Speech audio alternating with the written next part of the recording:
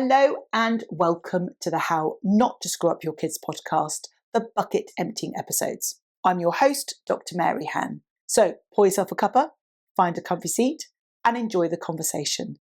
Today's bucket emptying episode, this is the first of the 7 C's that I'm going to cover around how to raise a super confident and resilient adult. So we're going to cover them in separate episodes, and this is the first one. And the first one I want to talk about is the C for competence. And this is quite an important one to think about. So let's just qualify with a couple of things about confidence, which will be a really helpful thing to remember. We've got to remember as parents that confidence is an inside job. It comes from a belief system that our children and our teens have about themselves. So we can't praise our child to becoming confident themselves. That confidence has to come from within, and we have to move away from the belief that confidence is about being extroverted, about being loud and boisterous and fun and the center of everything. That isn't confidence. Confidence is about an inner belief, an inner knowing, an inner acceptance of capabilities and abilities within that individual. It's not an inflated belief that they can do everything. It's their understanding that they have strengths and areas that they're working on. So when we look at these 7 C's, they all collect together, they work together in terms of a child or a teen being confident. And in today's episode, I want to talk about this idea of competence. And competence is this belief that within each individual child, that they have capabilities, that they're capable of trying something new. Now, it isn't about I can try something new and I will succeed, but simply I have the resources within myself and the bravery, if you want to call that, to be able to try. And a crucial part in terms of building confidence is that it has to be experiential. Children learn, as do adults, by doing, not by thinking. So thinking may be part of that process of planning and problem solving, but they really only develop competence by doing. So when we want to focus on our child's confidence and building that confidence and that resilience, we need to be asking ourselves questions as parents as to what opportunities can I afford my child that they can demonstrate their competence. Now, often we tend to think of these sort of extracurricular things, the things that go beyond the day-to-day. But I would encourage you to start simply with some of the competent things that we could present to our children that are within our own home. So it's thinking about what are the things that you might be doing as a parent at the moment that you're doing for your children that actually you could be encouraging them to take responsibility and ownership for. So that may well be simple things like preparing their breakfast, simple things like making sure that they collect their laundry and take it downstairs and put it in the washing machine. It may well be folding clothes. It may well be making their bed. It may well be organising various events and meeting points. It's really thinking about what age and stage is your child at the moment, and what are some of the things that you're taking ownership for.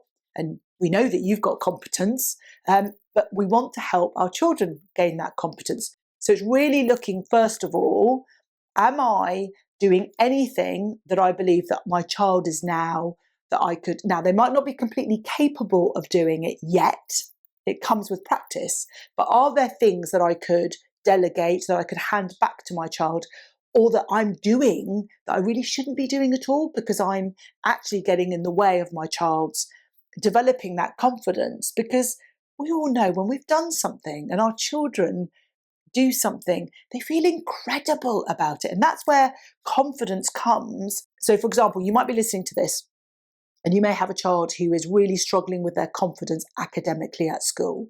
So you may well be thinking, but Mary Han, give me something that I can do to build my child's confidence in their maths or their English.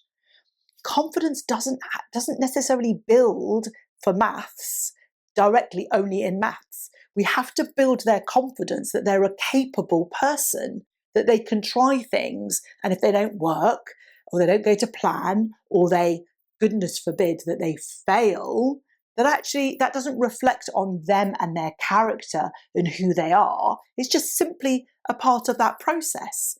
So if we can afford our children as many opportunities to try, to have a go, to see that setbacks happen, to see that failure is normal, that is going to build that real solid foundation of their confidence that they can then transfer to some of their academic skills. So let's not lose sight of the broader picture. Confidence is a big piece of capability. And so if we can work on some of that confidence in areas at home, that will have a knock-on effect. So the first thing that I would say is it's about looking at and doing a bit of an audit. What are the things that I might be doing for my child that may well be getting in the way of them building that confidence and that capability from that home environment?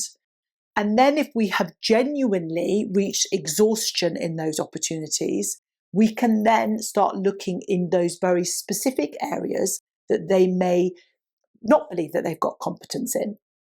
So let's take the maths example or the English example. So you're listening to this and you've got a child who is not feeling very confident in an academic setting. So how do we kind of build that feeling, that sense of competence in them? Well, competence is about trying. It's about understanding that I have the capability within me and that I understand that process of trial and error.